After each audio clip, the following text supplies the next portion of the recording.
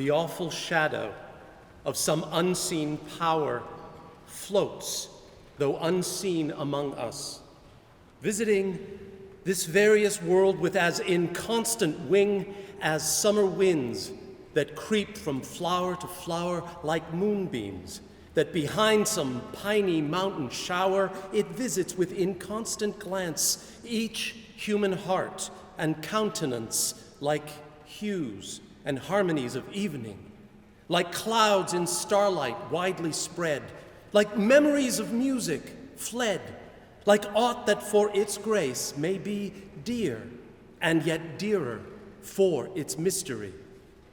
Spirit of beauty, that dost consecrate with thine own hues all thou dost shine upon, of human thought or form, where art thou gone? Why dost thou pass away and leave our state, this dim, vast vale of tears, vacant and desolate?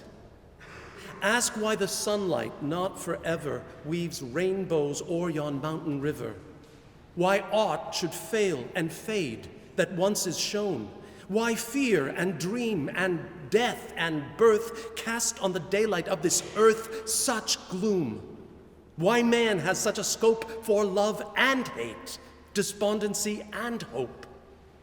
No voice from some sublimer world hath ever to sage or poet these responses given. Therefore, the names of demon, ghost, and heaven remain the records of their vain endeavor.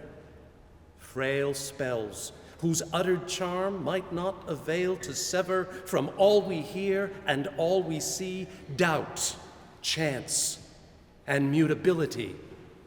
Thy light alone, like mist or mountains driven, or music by the night wind sent through strings of some still instrument, or moonlight on a midnight stream, gives grace and truth to life's unquiet dream.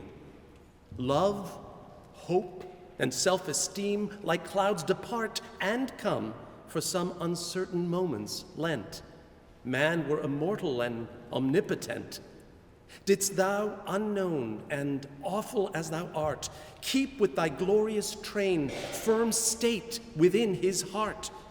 Thou, messenger of sympathies that wax and wane in lovers' eyes, thou that to human thought art nourishment, like darkness to a dying flame, depart not as thy shadow came. Depart not, lest the grave should be, like life and fear, a dark reality. While yet a boy, I sought for ghosts and sped through many a listening chamber, cave and ruin, and starlight wood, with fearful steps pursuing hopes of high talk with the departed dead. I called on poisonous names with which our youth is fed. I was not heard. I saw them not when musing deeply on the lot of life at that sweet time, when winds are wooing all vital things that wake to bring news of birds and blossoming. Sudden, thy shadow fell on me. I shrieked and clasped my hands in ecstasy. I vowed that I would dedicate my powers to thee and thine. Have I not kept my vow?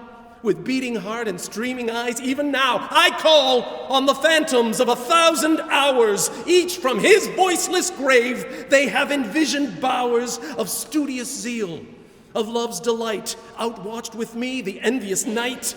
They know that never joy illumed my brow, unlinked with hope that thou wouldst free this world from its dark slavery, that thou, O awful loveliness, wouldst give whate'er these words cannot express.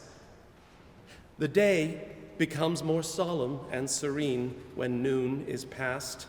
There is a harmony in autumn and a luster in its sky, which through the summer is not heard or seen, as if it could not be, as if it had not been. Thus, let thy power, which like the truth of nature on my passive youth to my onward life. Supply its calm to one who worships thee, and every form containing thee, whom, spirit fair, thy spells did bind, to fear himself and love all humankind.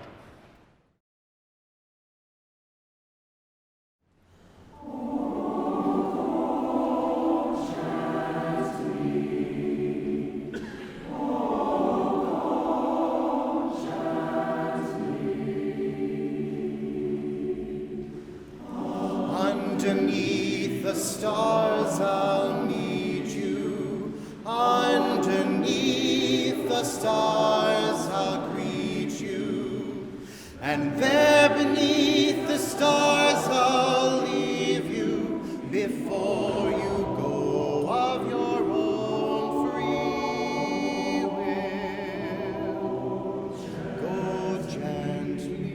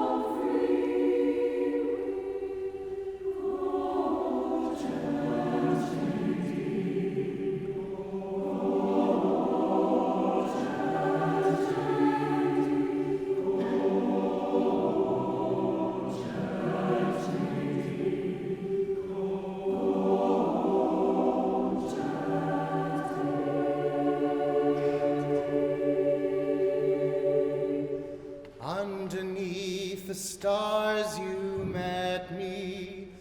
Underneath the stars you left me. I wonder if the stars regret me. I'm sure they'd like me if they only met me. They come and go of their own free will. Go gently. Go gently. Go gently.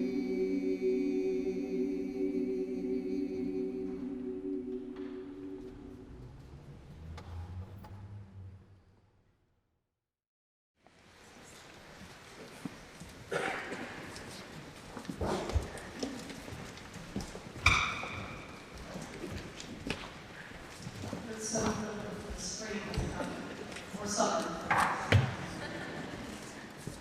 We've been rehearsing this music throughout the winter, and the next set of pieces will be about the cold and various forms of the cold. The next two pieces are beautiful Icelandic melodies, and they are going to be sung by the chamber choir. One is a prayer, and one is a rather dark lullaby that I encountered when I went to Iceland this past January in search of the lights. This song became known to me because I toured a glacier, and inside the glacier, a young singer sang this beautiful melody in an ice chapel, and I heard it and said, this must be the Northern Lights. So the next few pieces you'll hear are directly inspired by that experience.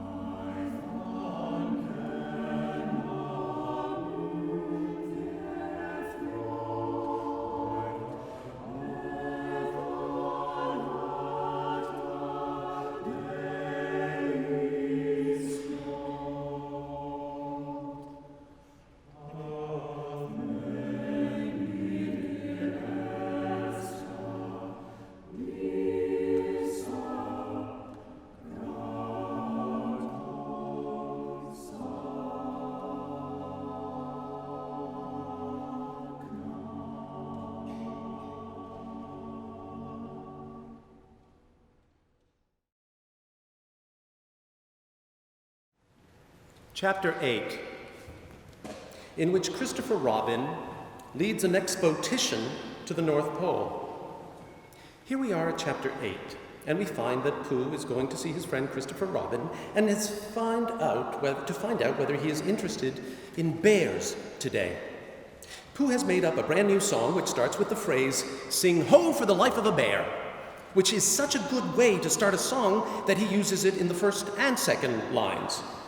And the rest of the song concerns honey and snow and paws and whatnot. Pooh finds Christopher Robin, and he is very excited to see that Christopher Robin is putting on the big boots, because big boots mean an adventure. Pooh tries to tidy himself up a bit so he looks ready for anything. It turns out that Pooh was quite right about the adventure, because Christopher Robin makes a very exciting announcement. They are going to go on an expedition. Pooh is thrilled to hear that they are going on an expedition because he's never really been on one of those. Christopher Robin says that the expedition will be to find the North Pole, which is just a thing that you discover. No more explanation needed than that, really. Pooh has asked for enlightenment. Christopher Robin explains that all the animals will be going. Pooh and Rabbit and Kanga and everyone, because an expedition really means a long line of everybody. He tells Pooh to make sure the others are ready and they all bring provisions with them. Things to eat, Pooh, things to eat. So off Pooh goes to round up the others for the expedition, and the first person that he runs into is Rabbit. "Hello, Rabbit," he says. "Is that you?" "Let's pretend it isn't," says Rabbit, "and see what happens." Pooh tells Rabbit about the expedition, which he says is a sort of a boat, which might not be exactly right, but we shall have to wait and see. And about the fact that they are going to discover a pole, or it might have been a mole. So Rabbit goes off to tell Kanga, and Pooh carries on to Piglet's house. Pooh tells Piglet all about the expedition and how they are going to discover something. Pooh seems to have forgotten about the pole on the way over. Piglet is immediately worried that they might discover something fierce, but calms down when he finds out that Christopher Robin will be there to protect them should the need arise. So, now all the animals know about the grand expedition, and after they have gathered neatly together at the top of the forest, they all set off. They are all there. Christopher Robin and Rabbit are first, then Piglet and Pooh, then Kanga and Little Roo, then Owl, then Eeyore, and a long line of Rabbit's friends and relations right at the back. Rabbit insists that he didn't invite the friends and relations. They just sort of turned up like they usually do. Meanwhile, Christopher Robin, at the front of the expedition, has spotted a twisting stream with high rocky banks, which is very dangerous indeed. By this stage, the animals are climbing up the stream on some rocks, and after walking like this for a while, they find a place where the stream widens with strips of grass on its edges. So Christopher Robin calls out, "Halt!" And they sit down and have a rest and eat some provisions. Indeed, Christopher Robin suggests that they eat all of their provisions now so that they will have less to carry. Rabbit and Christopher Robin have wandered a little way upstream to have a private conversation, because Christopher Robin is not entirely sure what a North Pole would look like if you were standing right in front of one, and he wants to ask Rabbit's advice. They both say that they used to know, although they think they've forgotten, but then they decide it must just be a pole stuck in the ground, and hence with a name. Now that that is sorted, they rejoin the other animals, where Piglet is having a snooze, Roo is having a wash in the stream, the first time he has ever washed by himself, according to Kanga, and Owl is telling Kanga an interesting anecdote. Eeyore starts to grumble about how he doesn't approve of washing in general, and he was just asked Pooh to share his thoughts on the subject when there is a squeak from Roo, a splash, and a cry from Kanga. Roo has fallen in the river. Roo is being brave and not panicking, and even asking his mom to watch him as he's swimming in the stream, although he's really just being carried along by the current.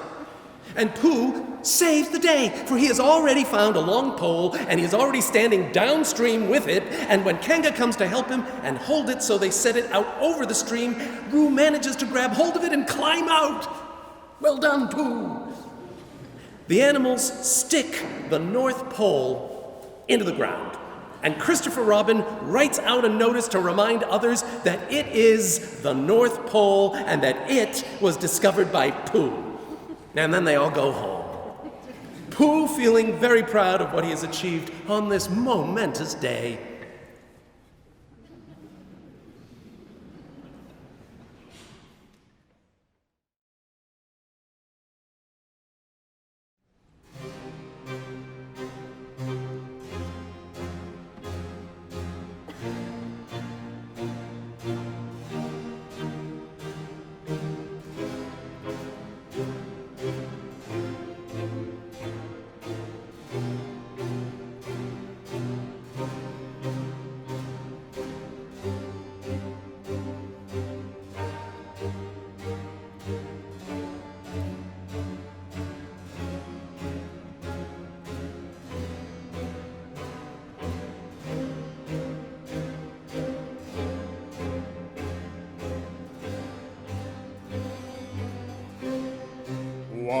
What power art thou who from below hast made me rise unwillingly and slow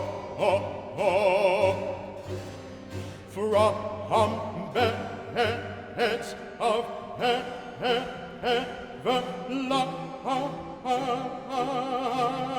everlasting snow.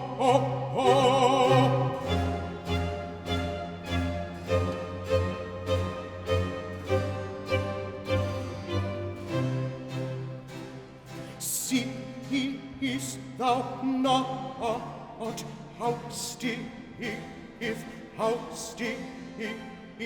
and wondrous old, far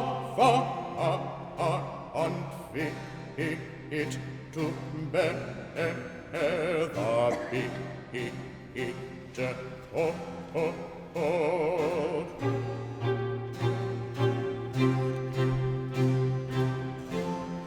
I can scarcely move or draw my breath, can scarcely move or draw my breath. Let me freeze again. Let me freeze again to death. Let me freeze again to death.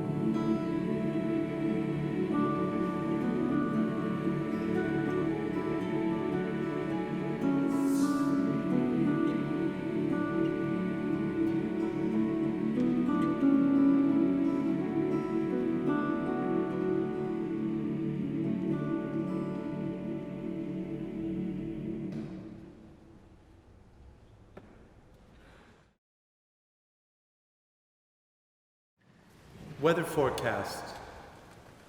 Today the sun shined.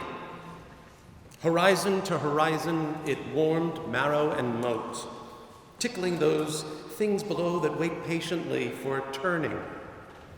Tomorrow? Snow, so they say. But as life, what tomorrow brings, only tomorrow knows. And perhaps hope lies waiting, trembling in the cold soil. 2018 is but a child, and though it was brought forth in the brisk, biting breath of winter, it holds the opportunity and prospect of the sun. Long days always follow short. Cold always bows low to warmth and bloom. And while those white flakes may dust the air with crystals on the morrow, though hardship and challenge may place themselves under our feet, and the year start with ominous clouds of question and challenge, they too are but ephemeral and brief. And the day, as the year, is what we make of it. The cold clay in our hands will warm to mold and ply. And the things we fashion are not but as the weather, limited only by what we sculpt from it, what we envision and forge and spin to shapes upon imagination's wheel. The forecast? The forecast? Widely scattered conceptions, hope and possibility on the horizon, with a steady downpour of potentiality. 100% chance of life as we make it, and dreams as imagined. We're now going to give the forecast of our own. It reflected actually a lot of the winter and celebrates my native California. I grew up in a national park, Yosemite National Park. I was very influenced by the weather and the seasons. Perhaps that's why this program exists today. You may